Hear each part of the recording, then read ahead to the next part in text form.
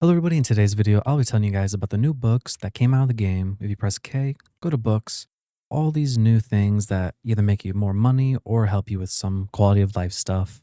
Starting out, we have the Animal Fancy, which what it does is increases affection gain from petting. How you can get it is from just petting animals. I'm guessing it's less than a 1% chance because I did it quite often. But pretty much when you use it, petting just increases the affection slightly more. What's the boost? I don't know. For the Banana Karina, it doubles your banana gain. So normally when you harvest a banana tree, you get about 24 bananas worth 384. And with the book, it doubles it to 48, so roughly 768. So you can see if I just go through this whole thing,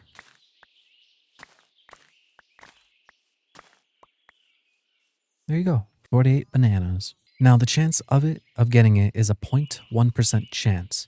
Now, if I'm mathing right, that's about 2.4% chance per tree because you're going to get 24, so you're going to get 24 rolls potentially to roughly get the book. I think I'm correct in that sense. I could be wrong. For the Brine and Punishment, what it does is pickled items are worth 100% more, which it's slightly more than that because, for instance, like you normally get like 5 pickles of this, right?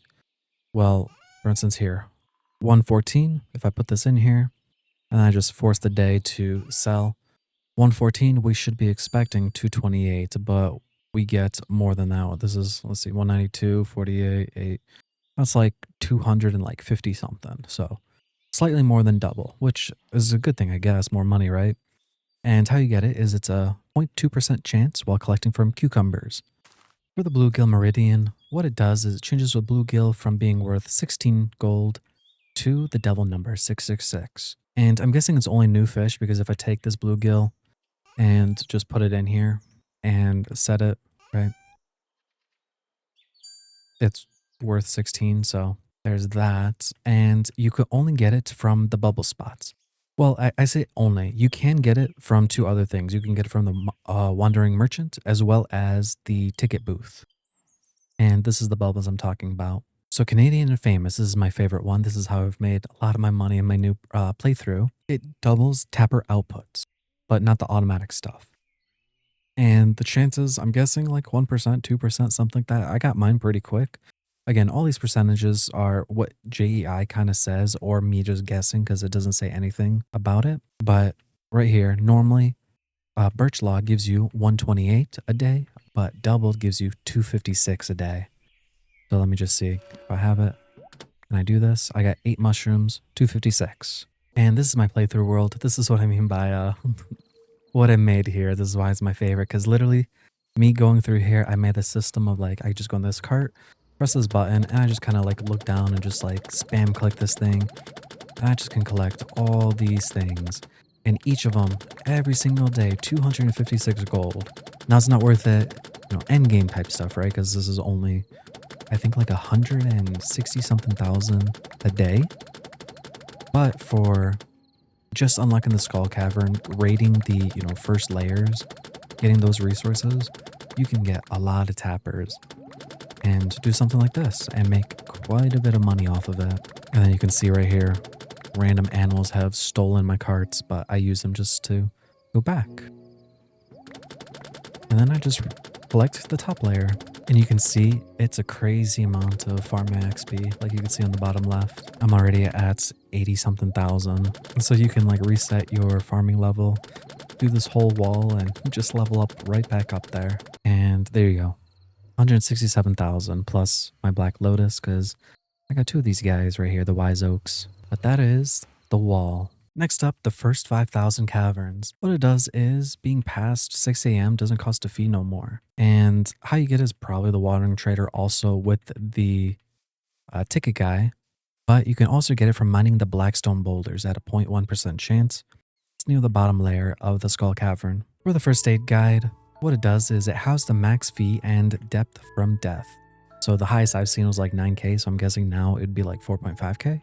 I'm not sure, let me know in the comments. And how you get it is, I'm guessing same thing, Wandering Trader and prize ticket thing. And potentially, maybe just dying randomly has a chance of actually giving you this book. I'm not entirely sure. Frog's Bounty Bazaar basically does prize tickets give you double loot. And how you get it is, I'm guessing again, wanting trader or just using this machine. In general, I have not gotten it, but this is loot from 200 tickets right here.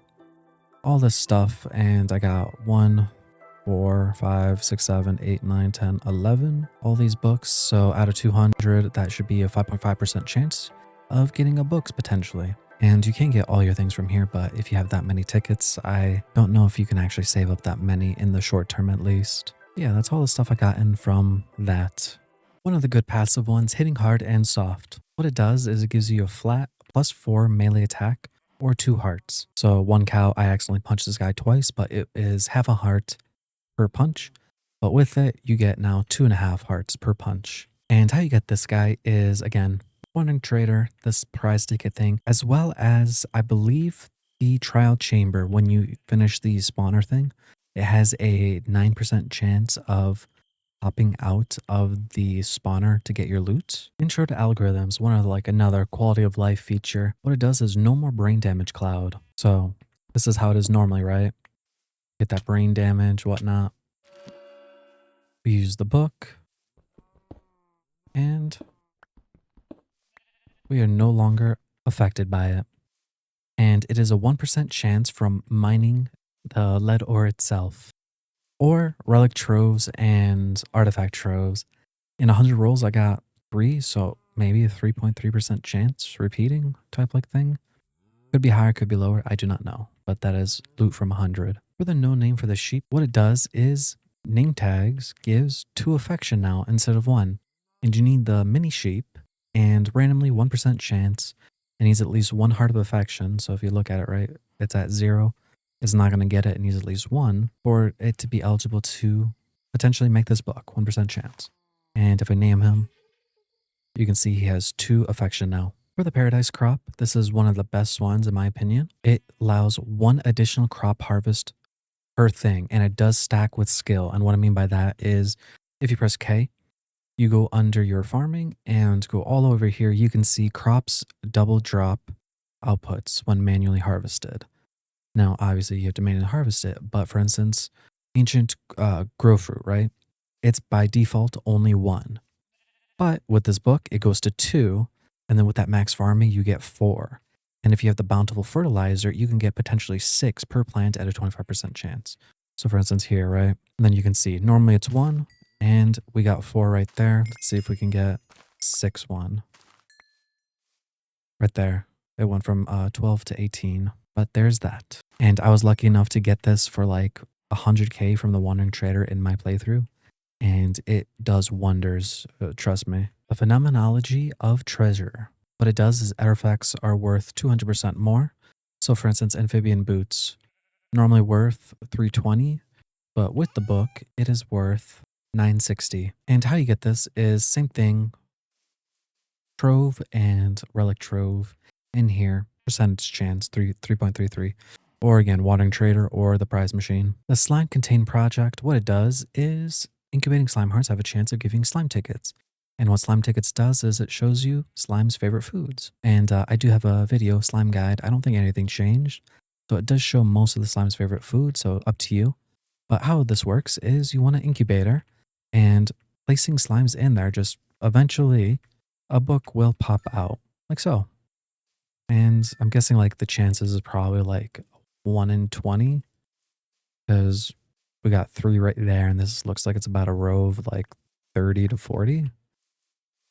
So 1 in 20 probably. So a 5% chance. And now slouching towards artistry. What this thing does is artisan hoppers have a 5% chance to not consume spark stones on output only. So like when it's collecting, okay? Not like depositing. So for instance, when it collects from fish ponds, tappers, right? It's only a 1 input thing. Like it, it collects from the fish pond, it collects from the tapper. That's the only time the 5% won't be consumed. It does not work on the input part. So for instance, if you're smoking something, right? Smoking fish or using the dehydrator, it's inputting an item inside. So that portion is not going to work. But from it collecting, it does have that 5%. But basically only taking stuff out works, the 5% works, not putting stuff in, okay? Or at least that's the way I understand it. But that is all the new skill books in the thing. I do know there's also like the yellow balloons or whatnot that you see floating up in the sky. they do also have a chance of the balloons, but I just want to say like a blanket statement that you can always get them from the wandering trader, you can get them from the prize booth thing, and then you can get them from like, potentially the balloon thing, but how rare that thing is, doesn't happen often. That is all from here. Let me know in the comments if I did miss anything again, and I'll see you guys in the next one. Goodbye, and yeah.